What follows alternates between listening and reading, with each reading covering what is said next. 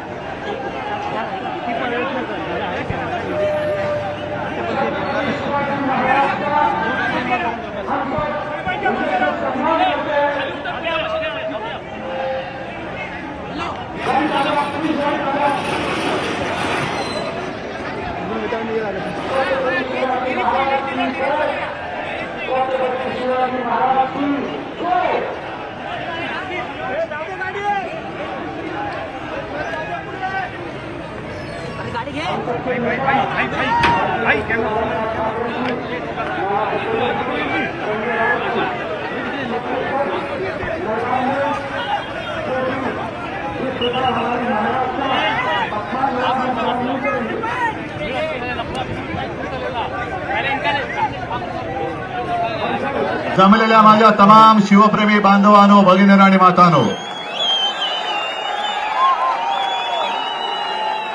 महाराष्ट्रामध्ये सध्या जे काही वातावरण चाललेलं आहे त्याला मी तरी राजकारण म्हणायला तयार नाही.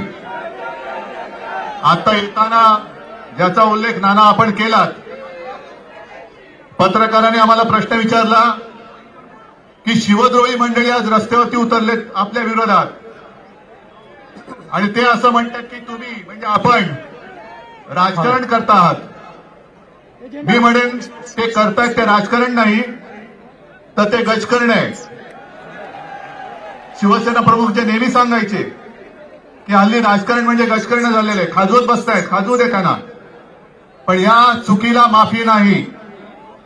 आणि मुद्दामून आज आपल्या मनातला संताप व्यक्त करण्यासाठी आपण हे जे काही ठिकाण निवडलेले आहे, छत्रपती शिवाजी महाराज आहेत आणि गेटवे ऑफ इंडिया म्हणजे आपल्या देशाचा प्रवेशद्वार, आज याच इथे छत्रपती शिवाजी महाराजांच्या साक्षीने हे जे शिवद्रोही सरकार आपल्या महाराष्ट्रामध्ये बेकायदेशीररित्या घटनाबाह्य पद्धतीने बसलेलं आहे, त्यांना आपण सांगितलं पाहिजे की gate out of India, gate out of India.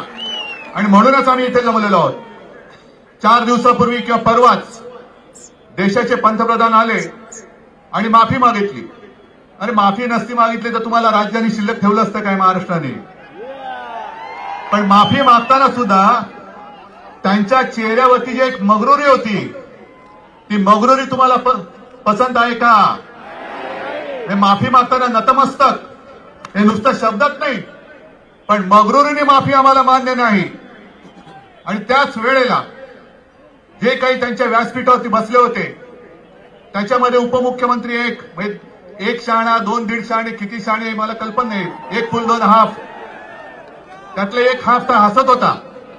तुम्ही महाराजांची एवढी थट्टा करता आणि तुम्हाला काय वाटतं? पहिलं म्हणजे मोदींनी माफी कशासाठी मागितली? महाराजांचा पुतळा पडला म्हणून मागितली का त्या पुतळ्यामध्ये पुतळा बसवताना भ्रष्टाचार झाला म्हणून मागितली? भ्रष्टाचारांवरती पांघरून घालण्यासाठी म्हणून मागितली? मोदीजी तुम्ही त्यावेळेला आलात, सिंधुदुर्गात आलात, निवडणुकीसाठी आलात हे तर आम्हाला माहिती होताच. आम्हाला एक वाटलं होतं, अभिमान वाटला होता की आपल्या देशात पहिला प्रथम नौदल दिन माझ्या महाराष्ट्राच्या किनारपट्टीवरती साजरा होतोय, दिमागदार केला होता. पण त्याच वेळेला घाईघाईनी भ्रष्टाचार करून महाराजांचा पुतळा बसवण्याची काही गरज नव्हती. आणि मी काल परवाच जे म्हटलेलं आहे, निवडणुकीच्या वेळेला जे मोदी म्हणत होते की हे मोदी गॅरंटी आहे, हीच ती मोदी गॅरंटी, जिथे हात लावेन तिथे सत्यानाश होईल. आणि माफी तुम्ही कोणाकोणाची मागणार? महाराजांचा पुतळा कोसळला भ्रष्टाचाराने, त्याच्यासाठी मागणार? तुम्हीच ते निवडणुकीसाठी म्हणून घाई गडबडीने राम मंदिर उभं केलं ते गळते म्हणून तुम्ही मागणार? घाई गडबडीने संसद भवन उभं केलं ते गळते म्हणून मागणार? दिल्लीच्या एअरपोर्टचं छत कोसळलं, विमानतळाची छत कोसळतायत, पूल कोसळतायत, सगळ्याबद्दल मोदीजी तुम्ही माफी मागण्यापेक्षा जसं आपल्या महामहिम राष्ट्रपतीजी म्हणाले की आता बस झालं. कदाचित देशाने एक चूक घडली असेल, तुम्हाला निवडून दिलं, पण महाराजांची माफी नुसती याची मगरुरीने मागून चालणार नाही. हा शिवप्रेमी महाराष्ट्र आहे, हा महाराष्ट्राच्या आत्म्याचा अपमान केलेला आहे, महाराष्ट्र धर्माचा अपमान केलेला आहे. आणि महाराष्ट्र कधीही शिवरायाचा अपमान करण्याला माफ करत नाही, करणार नाही, हे दाखवून देण्यासाठी आपण इकडे जमलेलो आहोत. आता ही जी जाग आलेली आहे, ही जाग अशीच कायम ठेवा आणि या महाराष्ट्र द्रोह्यांना, शिवद्रोह्यांना गेट आउट ऑफ इंडिया हे करून दाखवल्याशिवाय शांत बसू नका. जय हिंद, जय महाराष्ट्र.